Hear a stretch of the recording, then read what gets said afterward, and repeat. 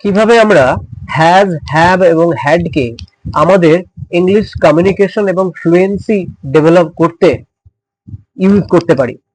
দেখো, has, have এবং had এর কনসেপ্ট তোমরা সবাই জানো, কিন্তু কিভাবে আমরা নতুন আঙ্গিকে এই অক্সিলারি ভার্ব এবং মেন ভার্ব, আমি কিন্তু দুটো শব্দ ইউজ করলাম, অক্সিলারি ভার্ব এবং মেন ভার্ব, হ্যাজ, হ্যাভ এবং হ্যাড, কিভাবে আমরা ইউজ করে আমাদের স্পোকেন ইংলিশের লেভেলটাকে নেক্সট লেভেলে নিয়ে যাব, সেই জন্যই আজকের এই ভিডিও। তো I welcome you all to my channel. আজকে আমরা একটা নতুন ভিডিও নিয়ে চলে এসেছি, হ্যাভ, হ্যাজ এবং হ্যাড কিভাবে আমরা স্পোকেন ইংলিশে অ্যাপ্লাই করব। ঠিক আছে, তো চলো সরাসরি চলে যাচ্ছি স্লাইডে। দেখো, বেসিক যে আইডিয়াটা তোমাদের মাথায় রাখতে হবে, পুরোনো যে আইডিয়া আছে সেগুলোকে দূরে ফেলে দিতে হবে। আমি আগেই বলেছি, আমরা কেবল অ্যাপ্লিকেশন পার্টে জোর দেব, কনসেপ্ট গ্রামারের ডিটেলস কনসেপ্টে যাব না, যেগুলো রিডান্ডান্ট বস্তা পচা সেগুলো থেকে দূরে সরে এসে আমরা যেটুকু প্রয়োজন আমাদের ফ্লুয়েন্সি ডেভেলপ করার জন্য শুধু তার অ্যাপ্লিকেশন পার্টটাই আমরা নেব। দেখো, তোমরা সবাই জানো হয়তো যে হ্যাভ এবং হ্যাজ এবং হ্যাড, হ্যাভ এবং হ্যাজ এর পাস্ট টেন্স হ্যাড।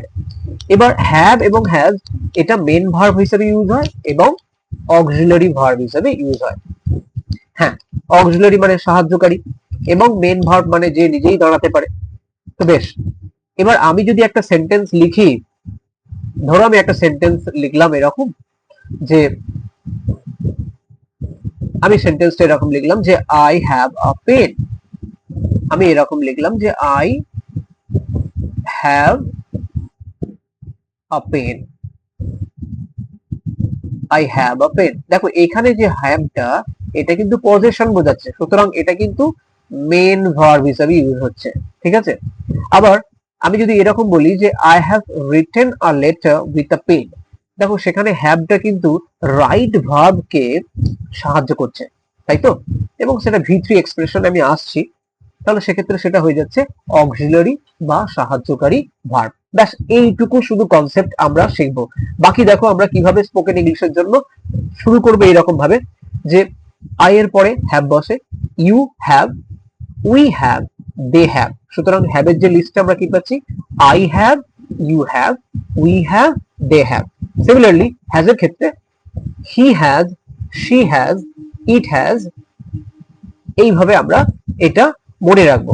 এবার এই হ্যাভ এবং হ্যাজ এটা মেন ভার্ব হিসেবে ইউজ হতে পারে, অক্সিলারি ভার্ব হিসেবে ইউজ হতে পারে। তো এটার পাস্ট টেন্স হচ্ছে হ্যাড। ব্যাস এইটুকু কনসেপ্ট আমরা স্পোকেন ইংলিশের পয়েন্ট অফ ভিউ থেকে জানলাম। এবার নেক্সট যে আমাদের যেটা জানতে হবে যে কিভাবে আমরা ডেইলি যে সমস্ত চাঙ্ক ইউজ করি সেটা হ্যাভ এবং হ্যাজ একটা আমরা মেন ভার্ব হিসেবে ইউজ করি আর একটা অক্সিলারি ভার্ব হিসেবে ইউজ করি। তো কিভাবে ইউজ করি এবং ডেইলি যে সমস্ত আমরা স্পোকেন ইংলিশ ছোট ছোট সেন্টেন্স আমরা ইউজ করি সেগুলো আমরা দেখব। দেখো, যেটা আমি জাস্ট বললাম যে আই হ্যাভ আ পেন, এখানে এই আই হ্যাভ আ পেন এটা কিন্তু এখানে হ্যাভটা দেখো এখানে কিন্তু এটা এটা হয়ে গেছে মেন ভার্ব, কারণ আমার একটা পেন আছে, এটা সেক্ষেত্রে এটা কিন্তু বোঝাচ্ছে পজেশন, এটা অনারশিপ বোঝাচ্ছে, you own the pen. Okay, right. সুতরাং এটা অনারশিপ বোঝাচ্ছে বা পজেশন বোঝাচ্ছে, অধিকার বোধ যখন ব্যক্ত হচ্ছে সেটা হয়ে যাচ্ছে মেন ভার্ব। এবার দেখো, he has a house, similarly এটাও মেন ভার্ব। কিন্তু আমি যদি বলি I have written a letter with a pen or I have written a complaint letter with a pen, সেক্ষেত্রে হ্যাভটা কিন্তু রাইট ভার্বকে সাহায্য করছে, তখনও হয়ে যাচ্ছে এটা সাহায্যকারী ভার্ব বা অক্সিলারি ভার্ব।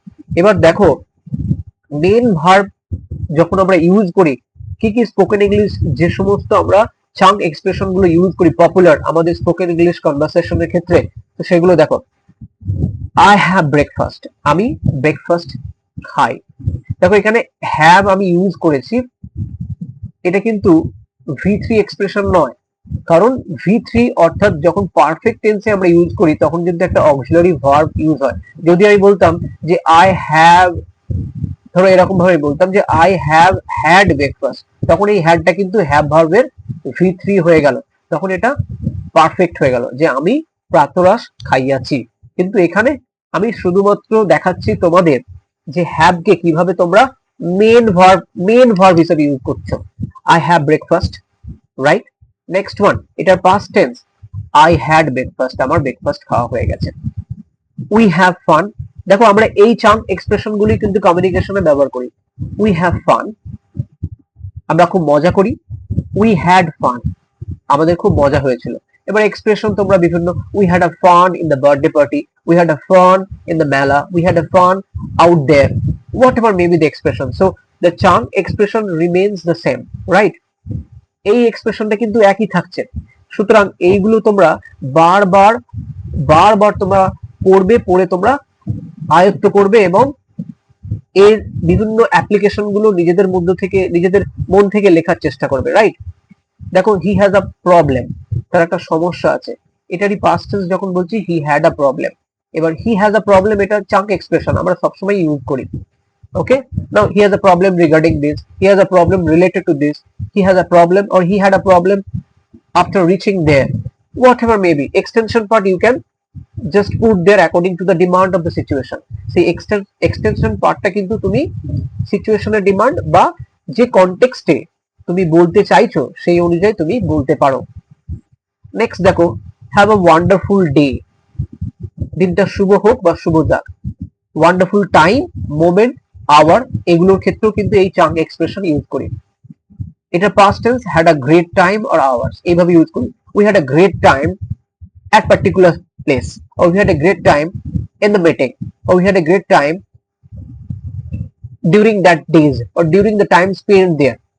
এইভাবে তোমরা ওটাকে কিন্তু সেন্টেন্সটাকে বাড়াতে পারো। কিন্তু চাঙ্ক এক্সপ্রেশন যেটা have a great time, have a wonderful day, have a wonderful moment, এইটা কিন্তু এক থাকছে। এটা তোমাদের বারবার প্রয়োগ করতে হবে, বারবার প্রয়োগ করলে এটা তুমি নিজে থেকে যে কোনো কনটেক্সটে ইউজ করতে পারবে। Similarly, she has a chance, she has a chance, এটার past tense she had a chance, তার একটা সুযোগ আছে, তার সুযোগ এসেছিল বা সুযোগ ছিল। হ্যাভ আ রেস্ট, বিশ্রাম নাও। হ্যাভ আ ট্রাই, চেষ্টা করো। হ্যাভ আ লুক, দেখো। হ্যাভ আ লাভ, এই চাঙ্ক এক্সপ্রেশন কিন্তু এখানে হ্যাভ মেন ভার্ব ইউজ করে এই ভার্ব গুলো কিন্তু আমরা ইউজ করি। এবং এটার past tense she had a chance, she had a love, she had a try. তো প্রত্যেকটাই এই চাঙ্ক এক্সপ্রেশন গুলো আমরা চেঞ্জ করছি, প্রেজেন্ট টেন্স এবং পাস্ট টেন্স। একটা বিষয় মাথায় রাখতে হবে তোমাদের, এখানে কিন্তু দেখো হ্যাভ এবং হ্যাজ দুটোই কিন্তু, হ্যাভ হ্যাজ এবং হ্যাড দুটোই কিন্তু মেন ভার্ব হিসেবে ইউজ হচ্ছে, এখানে অক্সিলারি ভার্ব নেই। এর পরেরটা আমরা দেখবো কিভাবে হ্যাভ এবং হ্যাজ এর প্রেজেন্ট ফর্ম এবং পাস্ট ফর্মে অক্সিলারি বা সাহায্যকারী ভার্ব হিসেবে ইউজ করতে পারি। দেখো আমি এখানে একটা চার্ট দেখাচ্ছি। দেখো, আই হ্যাভ প্লাস V3, তুমি যে কোনো মেন ভার্ব এখানে ইউজ করতে পারো, কারণ এখানে হ্যাভটা অক্সিলারি ভার্ব হিসেবে ইউজ হচ্ছে, এখানে হ্যাভটা অক্সিলারি ভার্ব হিসেবে ইউজ হচ্ছে বা সাহায্যকারী verb. V3, written, put, done, thought, whatever may be the verb, so accordingly you can use. So I have plus V3, he has plus V3, okay, you have plus V3, she has plus V3 of the verb. So we have, it has V3, they have V3, Ram or XYZ has plus V3.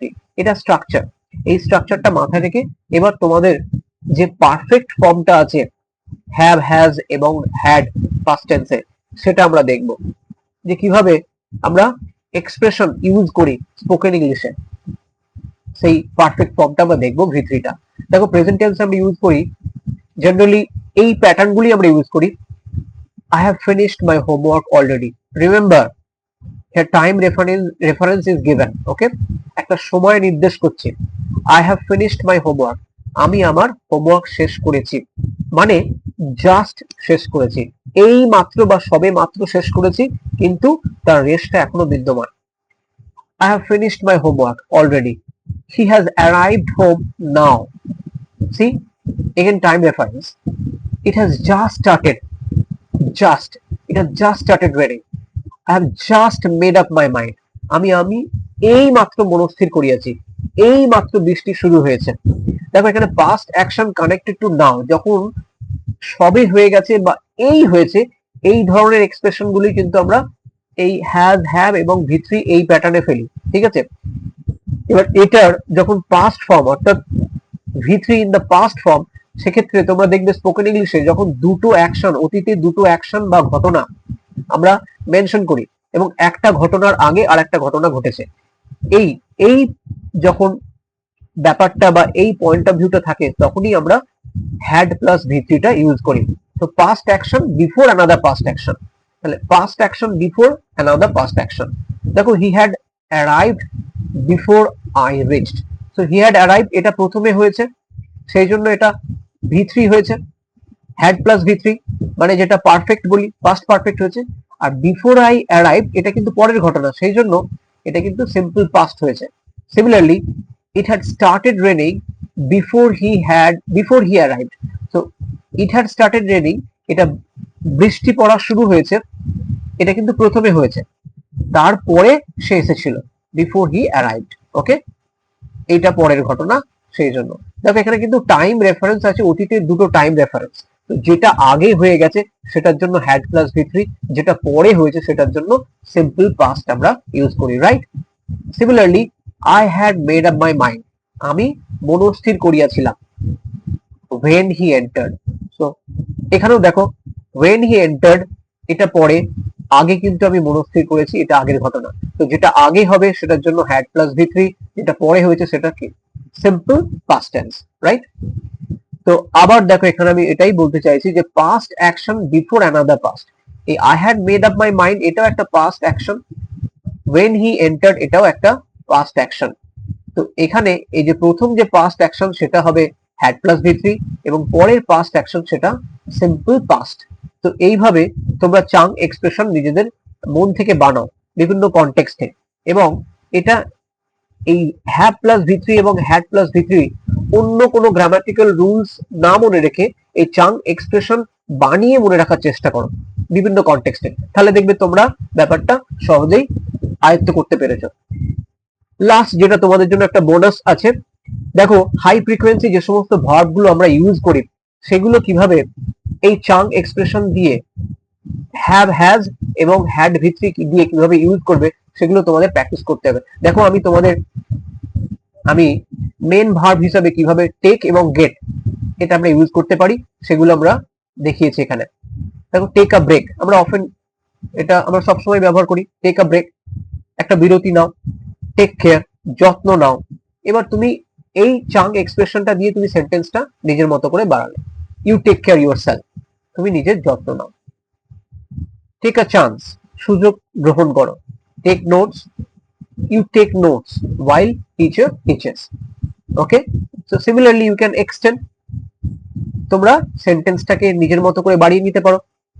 Take your time, সময় নাও। Context, suppose before the exam or during the exam, when examination is going on, teacher saying that you take your time, revise the paper once again. Okay, then take responsibility, you need to take the responsibility. তো এই ধরনের চাং expression যে সমস্ত high frequency verb আছে এই প্যাটার্নে আমরা কিন্তু ইউজ করি। সিমিলারলি গেটের ক্ষেত্রে দেখো গেট রেডি, প্রস্তুত হও। গেট ম্যারিড, ম্যারিড ক্ষেত্রে আমরা গেট ভার্বটা ইউজ করি। গেট ড্রেসড আপ, কোনো কিছুর জন্য ড্রেস করা বা জামা কাপড় পরে রেডি হওয়া। Get better, get in touch, কারোর সঙ্গে টাচে থাকা। গেট বেটার, তাড়াতাড়ি আরোগ্য লাভ করা। গেট টায়ার্ড, খুব দ্রুত টায়ার্ড হয়ে যাওয়া বা ক্লান্ত হয়ে যাওয়া, সেক্ষেত্রে আমরা কিন্তু এই হাই ফ্রিকোয়েন্সি গেট ব্যবহার করি। সুতরাং তোমাদের টার্গেট হবে যে চাং এক্সপ্রেশন গুলো দিয়ে নিজেদের মতো করে সেন্টেন্স ইউজ করে বারবার সেটা প্র্যাকটিস করা, তাহলেই দেখবে তোমরা তোমাদের ফ্লুয়েন্সিটা আস্তে আস্তে ডেভেলপ করতে পারবে এবং একটা নতুন আঙ্গিকে যে আমি চাং এক্সপ্রেশনের মাধ্যমে গ্রামারটা শিখবো নাকি কেবল কনসেপশন বিল্ড আপ করবো। আশা করছি তোমরা নিশ্চয়ই বুঝতে পেরেছো আমি কোন জায়গাটা ফোকাস করতে চাইছি। আমি চাইছি যে গ্রামারের যে পার্টটা অ্যাপ্লিকেশন পার্ট, যে পার্টটা তোমাদের স্পোকেন ইংলিশ ডেভেলপ করতে সাহায্য করবে, সেই পার্টটাই কেবলমাত্র তোমরা ফোকাস করো। তো আজকের ক্লাস এই পর্যন্তই, দেখা হচ্ছে নেক্সট ক্লাসে। Till then, bye by.